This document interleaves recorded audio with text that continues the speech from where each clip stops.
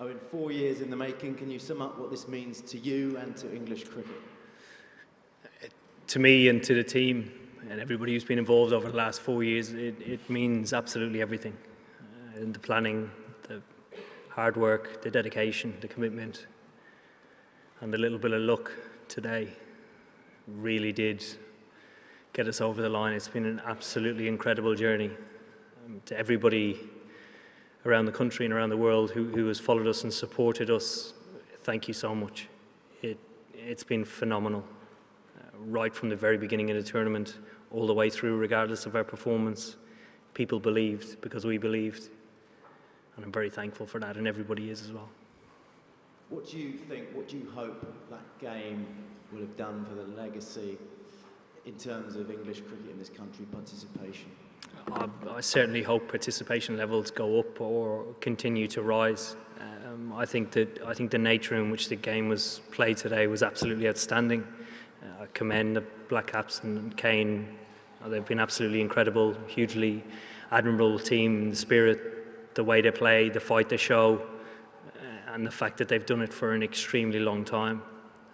We're only newcomers to this, and we want to be as consistent as them come the next World Cup with aspirations like that. But to get over the line reaffirms everything that we've done over the last 4 years and justifies it as well. Do you feel quite emotional?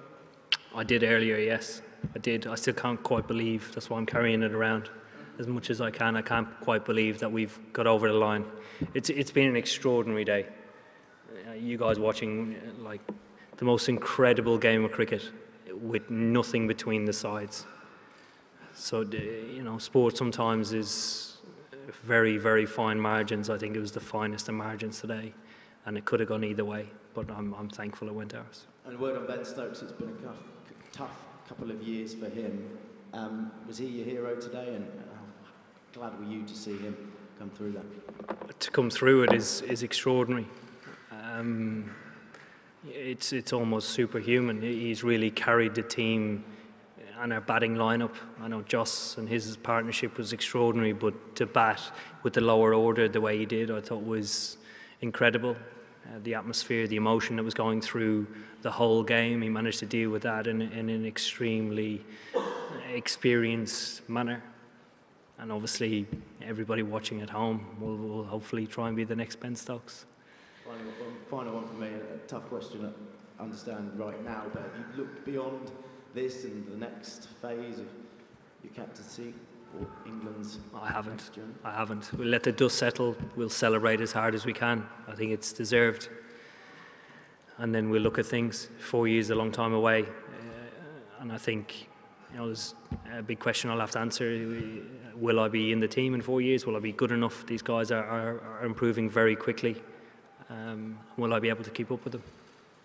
We'll go Will and Mel.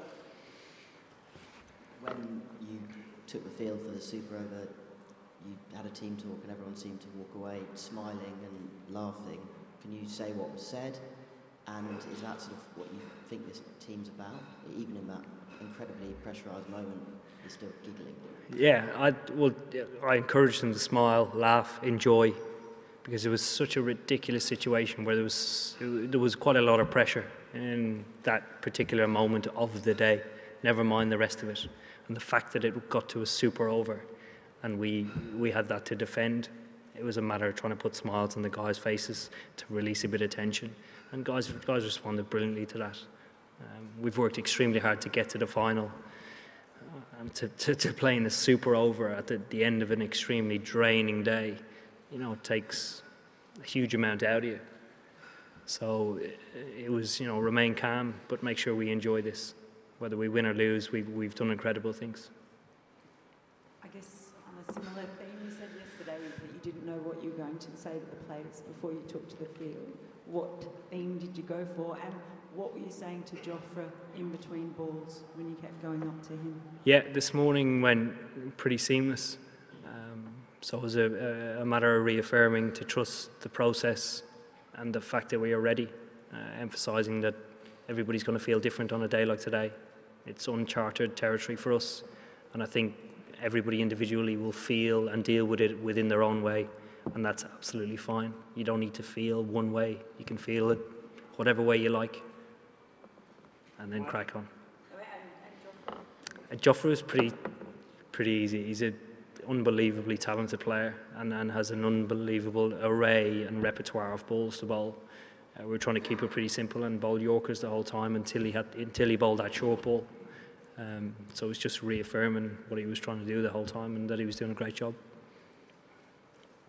Going back to what we were saying earlier on about the legacy from this game, there would have been millions of people watching the game on terrestrial TV this afternoon. Do you hope that that's the dramatic nature of the game will help reconnect, if you like, a lot of people in the country with the game of cricket? I hope so, particularly given the time it finished. Obviously today's a big day of sport with Wimbledon and Silverstone GP going on, but I think, you know, Sunday evening people normally settle in for a little bit of David Attenborough or some random film that's on, so I hope they were tuned into the cricket. Eoin, when did you know that the Super Over would be settled on boundary scored if it was a tie? When we took the field, I asked what would happen, because we sat in a meeting pre-tournament, and then when it got close to the chase, we started refreshing our minds whether it was going to be a super over or not, and then communication from Aliam Dar up to the changing room before we batted, and then reaffirmed when we went out the field. And could there be plans for a victory parade now? I know you probably weren't planning that before, but could there be? I've got no idea. That's not much. I take the bus through London. It doesn't bother me. If there is one, well, I'm just delighted to win. Is Ian and Rory? When those runs over through came off Ben Stokes' bat, and it looked as though that might have been the winning moment, the camera panned to your face, and there obviously were a lot of conflicting emotions. Can you explain what you were thinking at that moment? Well, I wasn't quite sure what had happened to start with, because obviously he dived and there's dust everywhere and the ball just deflected through, and all the black caps are standing around going, what's going on? So I was trying to figure out, he hit it, the keeper hit it, what was going on, and then I was just trying to stay in the moment, really. I wasn't celebrating. It's not something that you celebrate or cheer. Well, I don't, because that could be us on the other side of it. And there's margins like that today that we spoke about. We've spoken about that just chatting on the outfield, the finest of margins today of, you know, guys ducking balls when they could have scored, or different case scenarios, stealing runs where guys should have stopped them. It really does emphasise, you need to be on top of your game. Eoin, can you talk us through how calm or not calm you were in that last half hour, say, when the chaos was unfolding, and in particular as a captain, I guess your most important choice in the end was who to send out as batsman and to give the last over to in the super over, just the clarity of those decisions around. Yeah,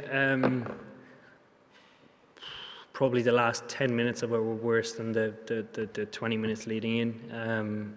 Getting that tight and losing a game like that is sometimes the worst.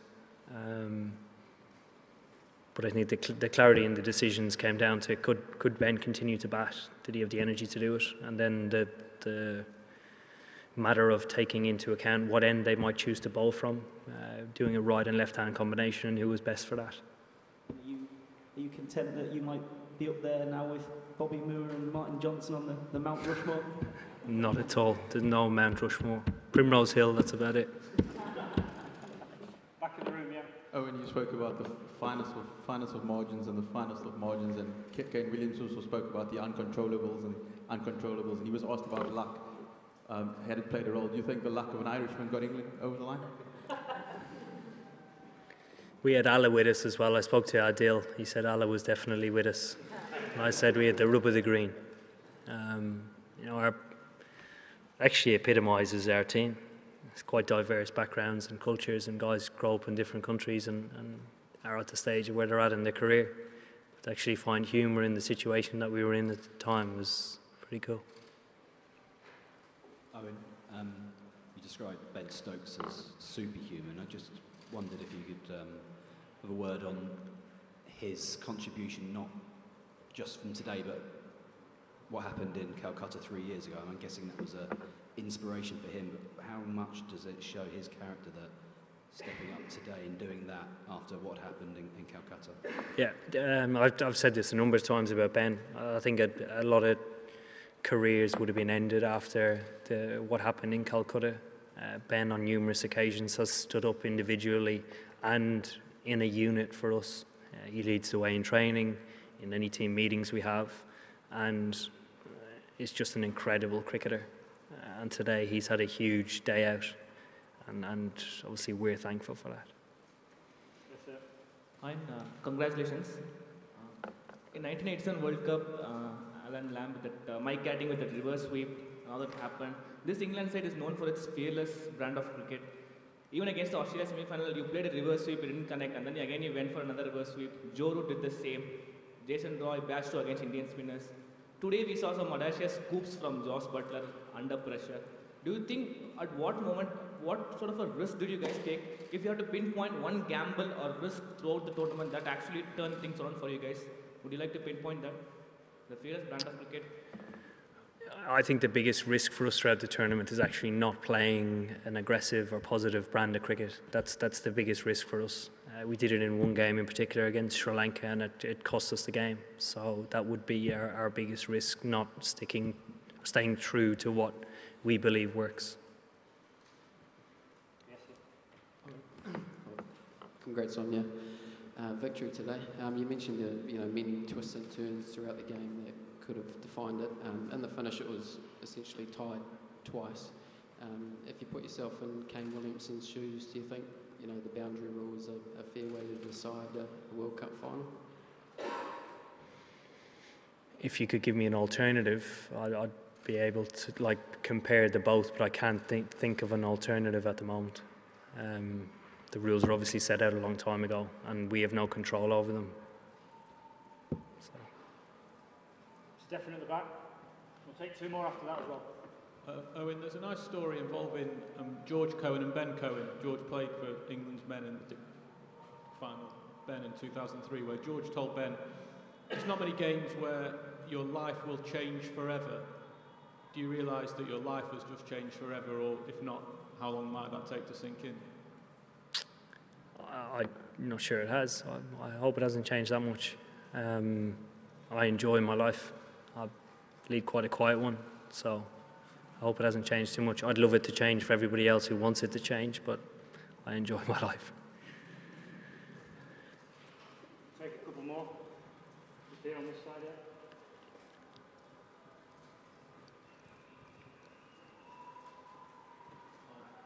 Is it possible to feel empathy for the losers in this moment? Absolutely, definitely. I think they've been incredible throughout the tournament. I said it before the game and the press conference. They've been actually through a better tournament than we have. The fact the trophy's sitting here, is we, like I mentioned, we got the rub of the green today. New Zealand throughout the group stages were absolutely outstanding, very consistent, and the semi-final were very ruthless in playing against India. India are an extremely strong team. And I think the most admirable thing is the way that they play their cricket. They consistently perform and compete against the very best, and at different stages throughout the year they are the best, and they do it in a fashion that you'd have no qualms in turning around to your kid and saying, please idolise these guys. They are very admirable. They are. Last question, Scott. Owen, I know your head's very much in this moment and how amazing today was, but obviously it's a big summer for English cricket and there's an Ashes series coming up. The guys who played both formats, how much can today spur them on and give them so much more confidence going into that Test series as well? I think it'll give them a lot of confidence. I think it actually gives them a bit of leeway to get some time off as well, which is quite nice. I think everybody needs it. This tournament has taken a lot out of us as a team, both mentally and physically. And I think energy levels will drop quite quickly unless the guys are looked after. And I'm pretty sure they are going to be looked after. Thank you. Thank you very much. All the best.